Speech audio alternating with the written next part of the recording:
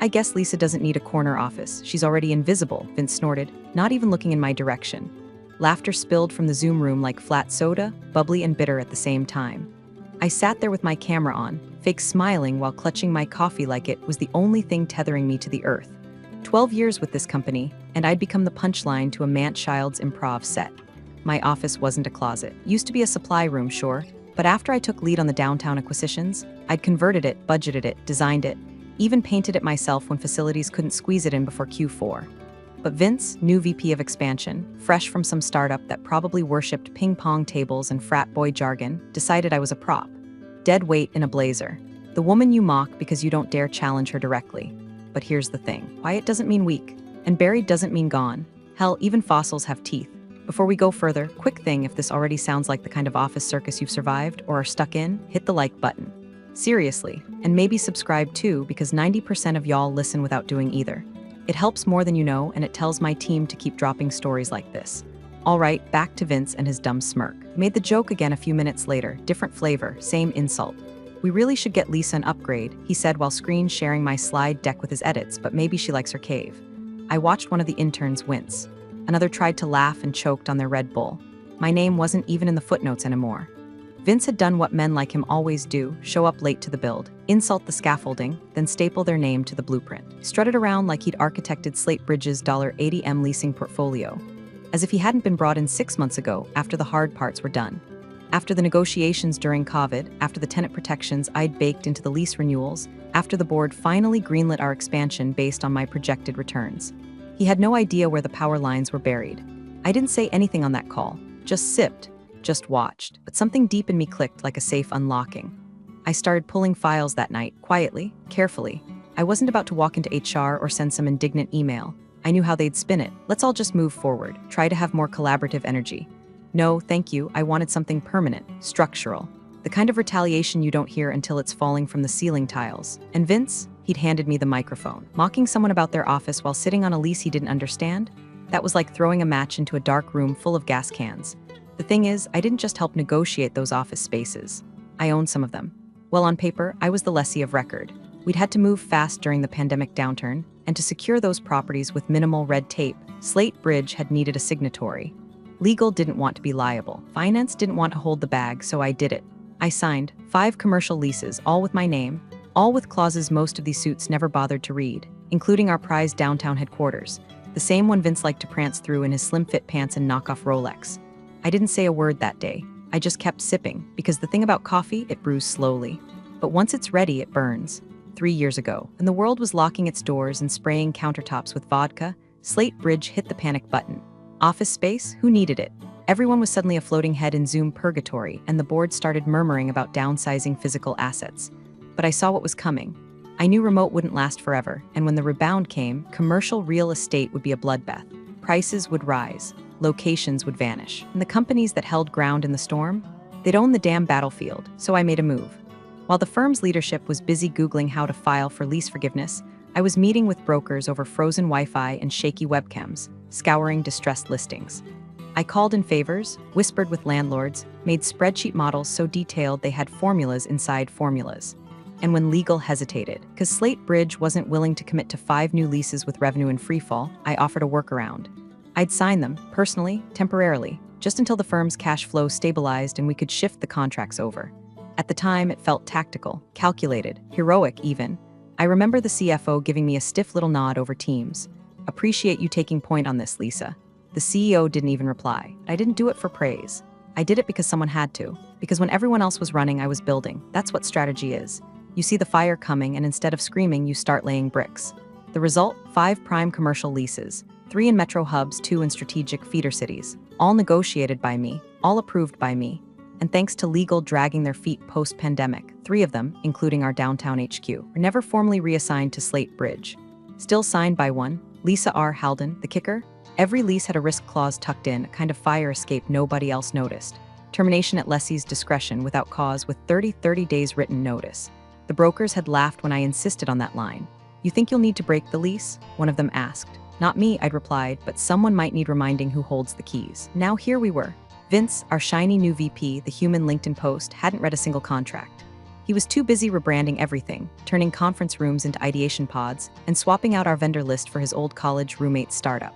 I watched him strut around headquarters like a rooster in borrowed feathers, clueless that the whole coop was standing on paperwork with my name on it.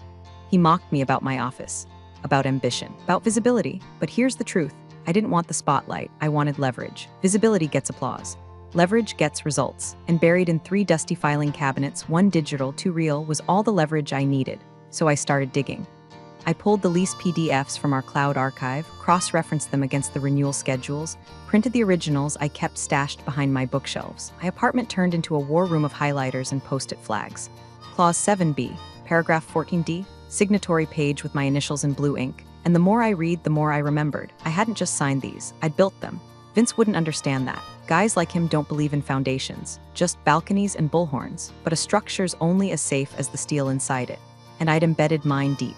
He thought I was dead weight. Cute, what he didn't know was I was ballast. And the ship doesn't float without me.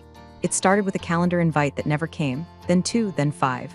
I was used to being in the loop. Hell, I built the loop, but suddenly I was orbiting outside it, watching my old projects get handed off like party favors. When I finally asked Vince if there was a scheduling issue, he smiled like a crocodile in a koi pond. Oh, Lisa, did you get the memo? We're realigning roles. Too much on your plate. I thought you'd appreciate the relief. The relief, like he was doing me a damn favor. That week, I lost access to 2 budget folders I'd managed for years. When I logged into our project management tool, my admin privileges were gone. Instead, a new name had popped up at the top of Strategic Ops, Daryl, one of Vince's loyal little tagalongs, kind of guy who calls himself a thought architect and spends more time formatting decks than understanding what's in them. Daryl's first act as director? A pitch deck titled Future-Proofing Our Pipeline, Disruption by Design. He took a color gradient I made 3 years ago and slapped it on a timeline that didn't even make sense. And the board ate it up because Vince pitched it. Like a carnival barker selling glitter glue as gold dust. No mention of the legacy metrics. No attribution. Just buzzwords over bones I'd laid. The final straw came on a Wednesday. I got called into HR, not the carpeted corner office where actual problems are discussed, but the sterile white box where careers go to get softly euthanized. Lisa, said Miranda from HR, blinking too much, we're so grateful for your years of contributions. With the leadership restructuring, Vince has proposed a more internal-facing role for you. Less client intensity, more operational support. Support, I repeated.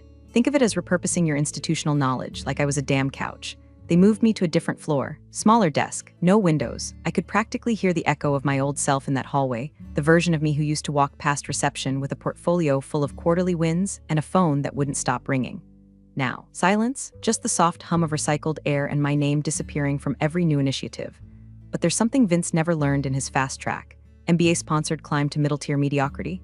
People like me don't shout when we're angry. We catalog, we observe, and then we engineer the exit wound. So I opened my old contacts list, scrolled past vendors, consultants, execs long gone, and then I found her, Sandra Wallace, managing partner at Cresthold Realty. She'd been the one who negotiated our flagship leases with me during the 2020 panic. We'd bonded over shared insomnia, late-night calls, and passive-aggressive landlords. Sandra was smart, sharp, and most importantly, she remembered. I texted her, "Hey Sandra, got a sec to catch up, curious about the fine print on the 4406 lease." 3 dots, then a reply. "Lisa, absolutely. Want to meet for coffee or something stronger?" Coffee would do. The meeting was set for Friday. By Thursday night, I had unearthed every contract, amendment, renewal clause, and arbitration line tied to our downtown HQ. I didn't go in blind. I went in loaded. They thought they'd repurposed me. All they'd really done was give me the quiet and the time I needed to prepare. The coffee shop was one of those industrial chic places that smelled like burnt beans and ambition. Cement floors, exposed pipes, baristas with sleeve tattoos and existential dread. I got there early, not out of nervousness, but out of habit. 12 years in strategy teaches you how to arrive before the power shifts. Sandra swept in 10 minutes late wearing a trench coat that probably cost more than my entire week of groceries, eyes sharp and smile half-loaded. "Lisa R. Halden," she said, sliding into the seat across from me. Still saving companies from themselves. I gave a small laugh, trying not to get run over by the ones I already saved. She raised an eyebrow, then flagged the waiter. 2 espressos, hers with oat milk, mine with consequences. Once we got the pleasantries out of the way, who left where, who got promoted, who got indicted, we got down to it. I pulled out a red folder, not digital, paper, on purpose.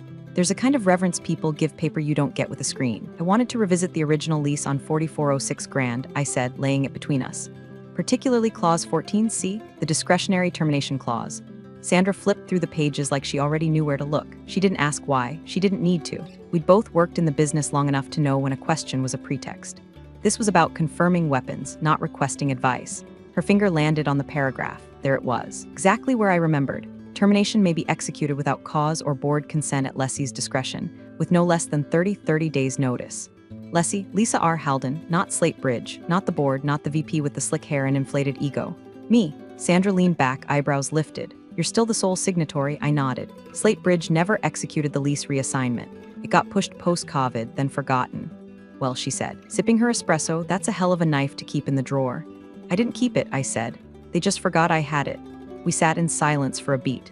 Outside, people passed by the windows, consultants, interns, a man yelling at his AirPods. I used to envy those people. The ones who moved through life without having to build armor just to exist in a meeting. The ones who didn't have to smile through insults or be team players while their work was carved up and rebranded like supermarket rotisserie chicken. But today, I felt none of that. No envy, no rage, just a sharp, focused clarity. They moved me into a corner, I said quietly. Not a corner office, just a corner. Told me I'd be more efficient in a non-client-facing role. Sandra didn't laugh, she just nodded. So what are you thinking? I stared at the lease page a second longer, then closed the folder slowly. I'm thinking of reminding them who picked the damn building. Sandra's smile was subtle, almost surgical. Well then, let me know if you'd like us to prepare the formal withdrawal paperwork. Discretionary, after all. No rush, I said, standing. But soon. And as I walked out of that shop, coat slung over one arm, folder tucked under the other, I didn't feel like someone plotting revenge. I felt like someone finally returning the serve. Not with fireworks, not with fanfare, with a paragraph and a signature. Because sometimes the most dangerous sound in a power struggle is a pen clicking open. The invite landed in my inbox Thursday night. Subject line, quarterly vision, reset mandatory attendance. That's Vince speak for clear your schedule so I can hear myself talk. I already knew what it was about. The grapevine was humming louder than usual. Vince had finally wormed his way into a solo pitch to the board, his first unchaperoned performance. Rumor was he'd be unveiling his Vanguard rebranding initiative. That's what he called it, Vanguard, as if any of these clowns had seen the front line of anything other than a kombucha tasting at the Chamber of Commerce. Friday morning, I showed up early, not for Vince, but for myself, wearing my least exciting blazer. No mascara, hair in a knot. I wanted to blend into the wallpaper, and it worked. Vince didn't even glance at me as I took a seat in the back, just far enough from the table that I wouldn't register on the exec camera feed. He started his pitch like he always did, too loud, too confident, too full of jargon he didn't fully understand. I watched the board members nod politely as he introduced a 6-phase rollout strategy, each phase with some ridiculous name like Ignite, Amplify, or Transcend. You'd think we were launching a boy band, not managing commercial real estate assets. Then came the slides. The colors were familiar, the structure too, and that's when it hit me he was using my old presentation deck. The one I built in 2021 when we locked in the secondary leases and expanded our footprint across 3 markets. He'd stripped out the nuance, butchered the data, and slapped his name on it like a child trying to pass off a forged permission slip. Slide 7 was the killer. A map of regional growth zones I'd spent 2 months modeling with a data team he didn't even know existed. He'd relabeled them Vince's expansion corridors. The man was standing on a mountain he didn't climb and declaring himself king of elevation. I said nothing. Just sipped my coffee, the same way I had the day of the corner office joke. This time the taste was different. No bitterness, just the final sip before the cup goes empty. The board, to their credit, didn't seem blown away. There were a few polite questions. One executive, Sandra's ex-husband, if you can believe it, raised a brow at the revenue assumptions but let it slide. Vince closed with a quote from some leadership book he probably found on a bathroom stall. Everyone clapped, not because they believed him, because it was over. When the meeting adjourned, I didn't linger. No need. My role in the show was done. Let him think he won the audience. I wasn't there for applause. Back in my corner office, that is, the corner of the floor no one visits unless the copier breaks, I opened my red folder one last time. Found the lease for $4406 grand. Pulled up the email template I drafted the night before. Subject line already filled in. Notice of lease termination discretionary clause 14. See, I reread the body twice. Straightforward, clean, legally bulletproof. I attached the signed letter, CC'd Sandra and the landlord's legal counsel, and stared at the send button for just a moment. And then I clicked it. There was no dramatic music, no thunderclap, just the quiet whoosh of corporate detonation. In 30 days, Slate Bridge's HQ would no longer be theirs. And Vince? He just pitched the future of a building he no longer had permission to enter. The thing about pulling a pin is, there's always that second of silence before the grenade knows it's time to blow. It was Monday morning when the email reached Mark Ferris, Slate Bridge's official real estate broker and human embodiment of khaki. I could practically picture his reaction, blinking twice, mouth slightly open. The spreadsheet on his second monitor forgotten mid-scroll. He'd probably assumed, like everyone else, that the lease was handled ages ago, that the building belonged to the firm. He didn't realize it still had my signature at the bottom, that it was my name, Lisa R. Halden, on the document sitting in his inbox. Mark wasn't stupid, just forgetful.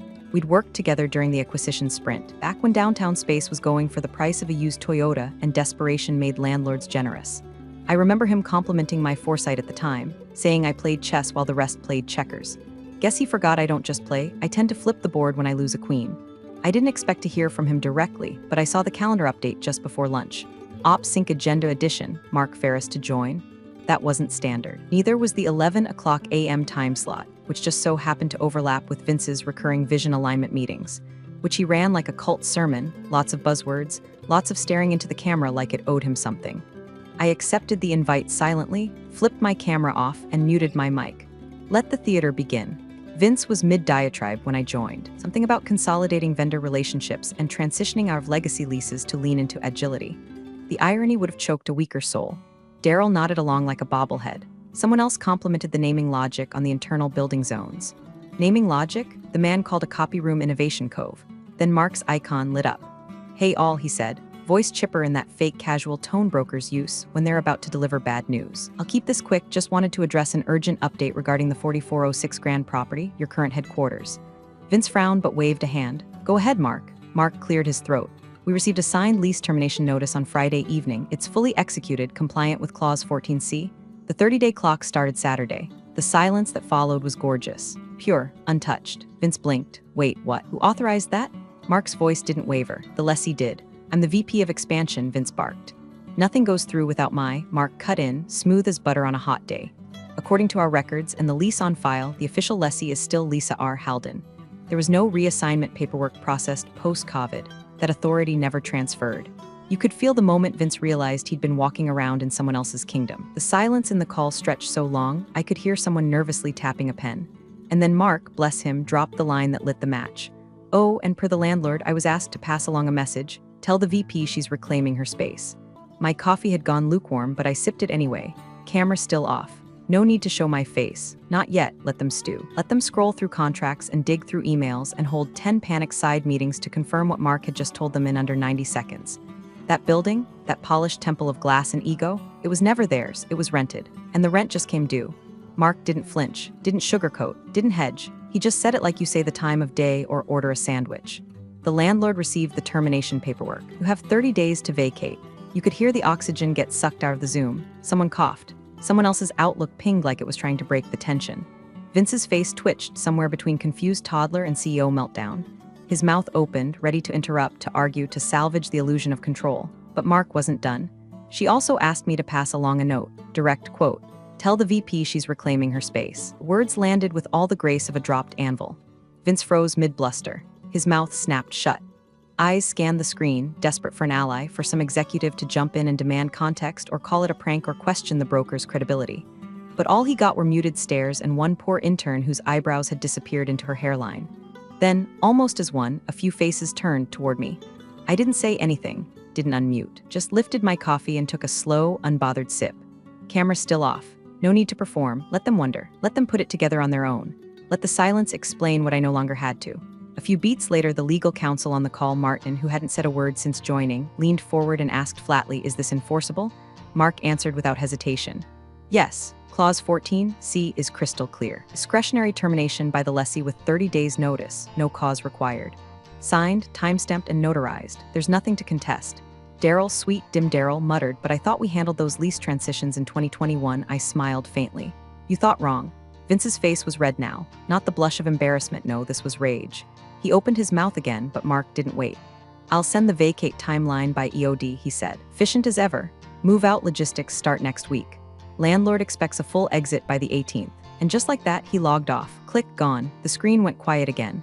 Vince stared at the spot where Mark's face had been like he could will him back with brute disbelief. I watched his jaw work like it was chewing on broken glass. Then finally, he snapped his head toward me. Lisa, not a question, not a greeting, just my name. Spat like it had betrayed him. I clicked on my camera, didn't speak. Just looked back at him, cool and calm, letting the silence stretch long enough to wrap around the entire call like a noose. Then softly, almost kindly, "It's just a lease, Vince." He blinked, caught off guard by the softness. He wanted fireworks. I gave him a feather. I continued, letting the sarcasm drip like honey over arsenic. "It's not like we need a downtown headquarters, right? Been preaching virtual agility for months. Just think of it as a chance to lean in." No one laughed, but a couple people exhaled in that tight, guilty way people do when they know they're not supposed to enjoy the show, but damn, they needed it. I muted myself again, turned the camera off, and left the call. Let him scramble. Let him write memos. Let him dial legal and scream into a speakerphone about sabotage. Because this wasn't sabotage, it was correction. 12 years of bricks. Of spreadsheets and risk maps and tenant negotiations. Of being overlooked, underestimated, and talked over. All of it crystallized into one line of text in a forgotten lease. And now the building was mine to take back. Not for revenge, for restoration. By the time the sun set that evening, the executive Slack channel was a live-action panic attack. I didn't even have to scroll to feel the desperation radiating through the screen. Messages pinging faster than they could be answered. Threads breaking off into half a dozen private groups as everyone scrambled to solve a problem they didn't understand and never thought they'd have to. The CEO, William T. Griffin, who'd barely acknowledged my presence outside of annual reviews and awkward elevator rides, scheduled an emergency call with legal and HR that night. It was supposed to be confidential. It wasn't. You don't CC half the damn C-suite and expect silence. Who the hell authorized this lease termination? He barked, according to someone in facilities who happened to overhear the whole thing through a shared wall. We don't have authority. What do you mean we don't have authority? Legal tried to explain, calmly, repeatedly. The 2020 leases were executed under exceptional conditions. Emergency authorizations, short-staffed compliance, and most crucially, signed by the one person willing to step up when everyone else was hiding under desks or Zoom filtering their breakdowns. Me. Is her name still on it? Griffin asked. Yes, sir, came the answer. We never filed the reassignment paperwork. She remains the sole lessee of record for the 4406 Grand location. Under the terms of Clause 14C, she didn't need board consent. They pulled the original document from the archive. My signature, my date, my initials on every page, including the one Vince had skimmed at best and shredded at worst. That's when the tide turned. Vince, who'd apparently stormed into the CEO's office mid-call, tried to play it off like some Machiavellian ambush. This is sabotage, he claimed. She's weaponizing paperwork to retaliate. This has to be a violation of internal policy. But legal didn't bite. Neither did HR. Instead, they opened a side investigation, quiet but efficient. Turns out they'd received 3 formal complaints about Vince's behavior over the past 6 weeks. 2 anonymous. One from a junior strategist he'd berated in front of a client for not vibing with the new direction. She documented everything. Dates, emails, even a recorded Teams call. Within hours, Vince's calendar was scrubbed clean. Access to shared drives, revoked. Executive assistant, reassigned. HR had him scheduled for behavioral review that Thursday. That's code for we're building a case and you won't see it coming. And me? I wasn't on any calls, didn't send a single email, didn't even break my lunch routine. Turkey wrap, 1 dill pickle, and a seltzer I opened with the calm of a woman watching dominoes fall, one by one, along a path she drew 3 years ago. People stopped by my desk throughout the day. Quietly, casually, some pretending they needed printer paper just to get a look at me. A few smiled. One whispered, "Was that you?" I didn't answer, just looked at them like I didn't know what they meant. But by that evening it was clear the unraveling had begun. And the best part, I didn't lift a finger. I didn't leak a memo or crash a meeting or write a scorched earth email with bullet points and demands. All I did was follow the rules they ignored, execute the authority they gave me, and let the silence do what shouting never could. I didn't make Vince fall, I just stopped holding the net. The building felt quieter than usual, like it knew something sacred had shifted. Or maybe it was just emptier. Half the execs were suddenly working remotely, and the others kept their doors shut tighter than a confession booth. I took the stairs, not out of nostalgia, but because I didn't feel like sharing an elevator with whatever ghosts still lingered in HR's glass-walled aquarium. I wasn't supposed to be there, not officially. My role had become so internal-facing that no one even tracked my movements anymore, which was fitting, really, because I hadn't come for them. I came for me. 3rd floor. The scent of cheap coffee and stress lingered in the carpet. My heels clicked softly as I passed the corner office. Zold Domain. Vince's nameplate was gone, ripped off in a hurry. The door was ajar. Inside, boxes lined the wall, half filled with the remains of his performance, a stack of empty branded notebooks, a faux marble award for operational excellence, and a crumpled whiteboard sketch of some buzzword flowchart he never finished.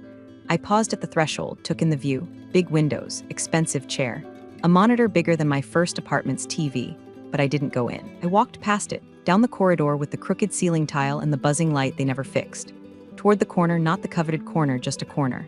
The space they assigned me back when I was too junior to protest, too hungry to care. And there it was, my old office, smaller, dimmer, a little dusty from disuse. but it felt familiar in the way a worn sweatshirt does, threadbare, comfortable, honest. I stepped inside. My desk was still there, different computer. Same scratches in the laminate from where I used to tap my pen during 14-hour strategy sessions. I ran my hand across the window frame. They'd replaced the blinds, but not the squeaky hinge on the top drawer. Some things, it seemed, didn't warrant an upgrade. And yet, this room had seen more of my real work than any other space in that building. It had absorbed my late nights, my early mornings, my triumphs, my breakdowns. Didn't care about power plays or rebrands or who had the biggest office. It just held what I gave it. My phone buzzed in my pocket. Unknown number. Lisa Halden, I answered. Miss Halden, this is Rachel from Cresthold Realty. Just confirming we've finalized the paperwork for the Midtown property. Your keycards will be delivered by Friday. We're excited to have you. I smiled. Thank you, Rachel. I'm excited too. Midtown, 12 floors up. Exposed brick. Windows that open. A clean slate, a new firm, mine. I hung up and stood there for a moment longer, letting it all settle, letting the echoes of the past fade under the weight of what I'd reclaimed, not with noise, not with fire, but with quiet, deliberate precision. They thought power was about who stood at the front of the room. But real power is knowing when to walk away and knowing exactly what to take with you when you do. As I stepped out of that office, my old office, I didn't look back. There was nothing left to prove. They finally saw it now. The name that had been on the door the entire time was mine. You're the real MVPs of the office jungle. Thanks for watching. Smash that subscribe button, or the coffee pot might just forget your next brew.